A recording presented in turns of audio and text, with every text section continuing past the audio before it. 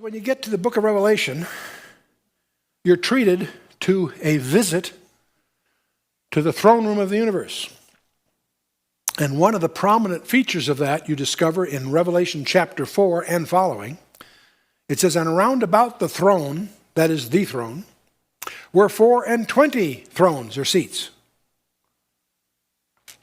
And upon the seats I saw 24 elders sitting, clothed in white raiment. And they had on their heads crowns of gold. Now, as we undertake the book of Revelation, we know that the book of Revelation has 404 verses that include over 800 allusions from the Old Testament alone. Every one of these elements are amplified or explained somewhere else in the Scripture.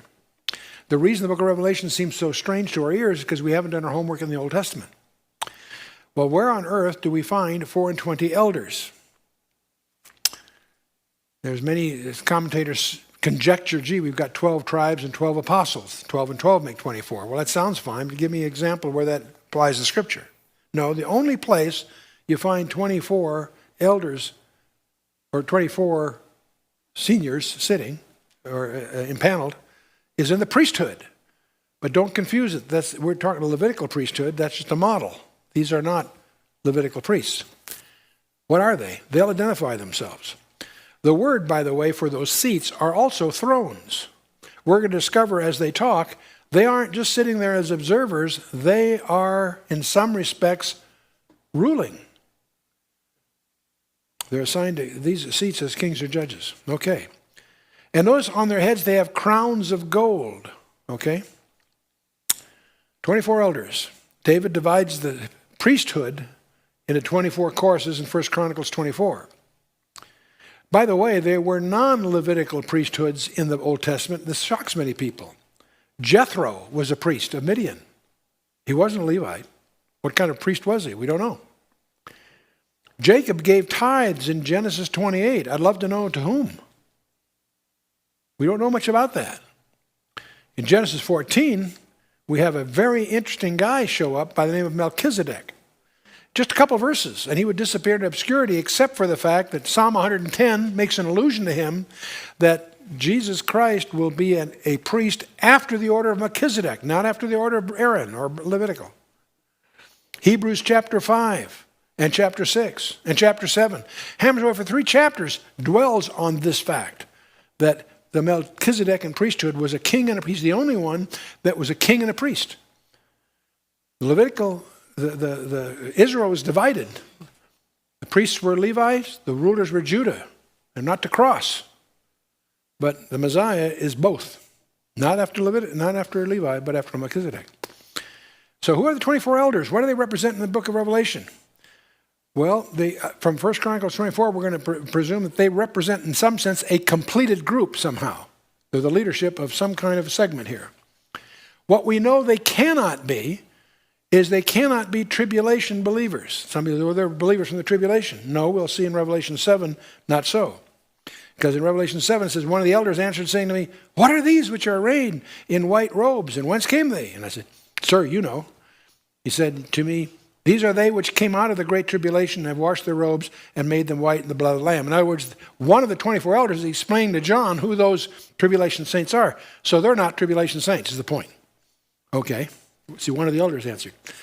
Well, something else they can't be angels. Well, they're a bunch of angels. No, they're not. Because in Revelation 7, verse 11, it says, all the angels stood round about the throne and about the elders and the 4 beasts, the 4 living creatures that fell before the throne. So they're distinct from them. All the angels. So it can't be angels. Can they be the nation of Israel? No. Whole chapter 7 deals with that, chapter 7 and 12. What are the distinguishing characteristics of the 24 elders? They're sitting on thrones, Revelation 3:21. They have white raiment, so they are righteous. They have crowns of gold, and that's mentioned in Revelation 2 and 3 as well as 4 and 5. They sing the song of the redeemed. We're going to look at that in a minute in chapter 5. And they're called elders, and they're also called kings and priests. Very key thing. There's only 3 groups of people that are kings and priests. Melchizedek was, Jesus Christ is, and we will be. In Revelation chapter 5, came forth and took the book out of the right hand of him who sat on the throne. And when he had taken the book, the 4 beasts and the 24 elders fell down before the Lamb, having every one of them harps and golden vials full of odors, which are the prayers of the saints. They sung a new song, saying, Thou art worthy to take the book and to open the seals thereof, for thou wast slain and hast redeemed us to God by thy blood out of every kindred and tongue and people and nation, and have made us unto our God kings and priests, and we shall reign on the earth. I want you to notice something. First person plural. Thou hast redeemed us. These are the redeemed. How have they been redeemed? By thy blood. Out of what group? Out of every kindred, tongue, and people and nation. And has made us unto our God kings and priests, and we shall reign on the earth. That's what these elders are singing, the 24 elders.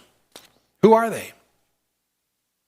I think you could when you study this, make a clear case, they represent us, the redeemed. Now, if that's true, there's something very important to understand. The tribulation, the great tribulation, is when the seals get opened, and that starts the 7. You got the 7 seals, you got the 7 trumpets, all that starts, chapter 6 on. The tribulation doesn't start until the book is opened. The book isn't opened until the Lamb receives the book. And when he receives the book, the redeemed are casting their crowns on the glassy sea. So the redeemed are in heaven before the tribulation starts. Very simple thing, very fundamental. There's a lot more to prove that, but the lampstands of fire that were in chapter 1 were on the earth in chapter 2 and 3 are in heaven in chapter 4, and so on. I encourage you to study the book of Revelation on your own and come to your conclusions. And the 24 elders fell down and worshipped him that liveth for ever and ever,